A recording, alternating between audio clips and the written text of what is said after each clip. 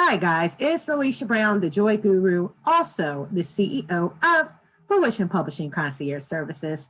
And I wanted to just come in at this time. I left a very important meeting, and it really just confirms this lesson I want to briefly share with you today. Know your expertise. And that's so critical because only when you identify your expertise and then you actually serve in that capacity, you actually walk in that capacity, you actually fulfill your purpose. When you know your expertise, amazing things happen. So I have this call based on a relationship I have with a municipal government that asked me to be part of this meeting. And they're doing these great things. But the only reason I got there as a nonprofit executive and small business owner is because from some things in the past that we had pitched and proposed. Again, it's about relationships and relationships at different level. As a global entrepreneur and a nonprofit executive, it's very important, especially as a small minority business, to have global, national, as well as local and state relationships, because only then will you be able to be invited to these different opportunities that's going on and be a voice for that particular community. So in this case, it was a voice for this particular community. And what's so funny is the initiatives they have and the way they're looking to move forward is something that I, in my nonprofit director, and we were at the ribbon cutting for this about 2 years ago. And it just goes to show you that sometimes the best plans that people have fall short. But are you going to be in position for when they're looking for the answer, when they're looking to put things back together?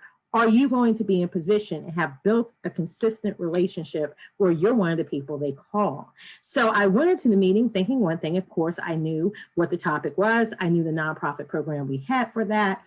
I know my experience, as a business consultant for profit, also as a non-profit executive, the programs that we have for this community. I got all of that, and I can defend it. I can present it however you need it.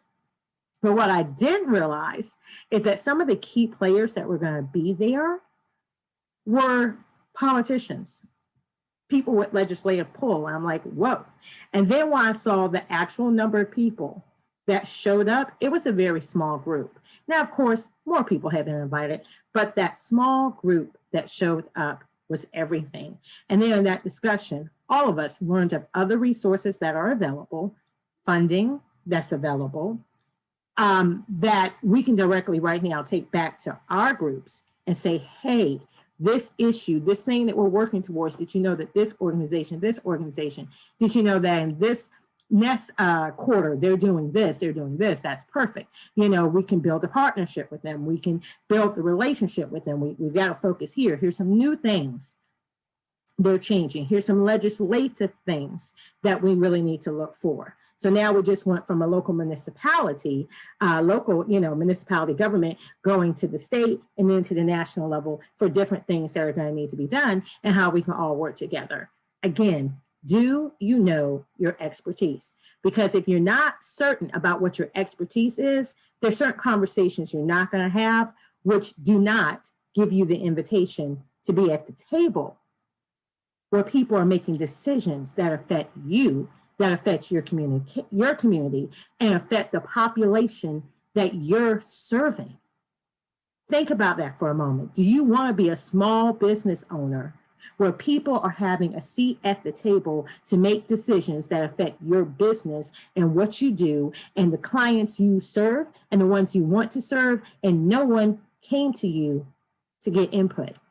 They made decisions for you, decisions that will affect you, decisions that will affect your clients. So thereby what that means, it affects your profitability. It affects your mission. It affects your goals and objectives. You should have a seat at the table. And you rightfully could have a seat at the table if you started with knowing your expertise. But of course, it's not enough to know your expertise, but then you have to be able to effectively build relationships. Sometimes we get introductions, but we don't foster those. We don't nurture those. So there are people over here looking for you and what you offer, what you're the expert in, but they don't know you. That's like having a client, potential prospective client that has money to pay you, and they're looking for the exact thing that you do, that you offer, that you're the master at, that is the solution to their problems, but they just don't know you. So they go somewhere else. So that's the quick, brief lesson I wanted to give you today. Do you know your expertise? And then what are you doing with it?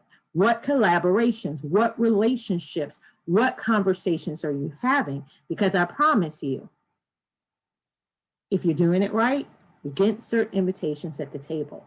You're being asked for your input. You're with the decision makers instead of being on the opposite end after they already made the decision. And 9 times out of 10, sitting there going, who came up with that? Why didn't they consider this? Why didn't they, ask the public about this?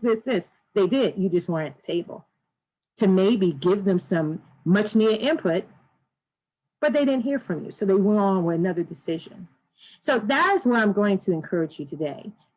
Go ahead, identify your expertise. And if you know it, up-level it. And make sure that in combination with that, you're collaborating, you're building and nurturing relationships continually that will help you in your expertise, in your industry, up-level, and be part of the people asked to be at the table and make the decisions. Everything starts with a decision. It's not enough to be on the opposite end of that, just being the worker bee, but never being called upon to be the decision maker, the game changers, the influencer. That's just as important, if not more so. So, as you know, you can always follow me at thejoyguru.net. And of course, I wish you nothing but endless joy, because you will never live in the fullness of joy until you live the life of your dreams.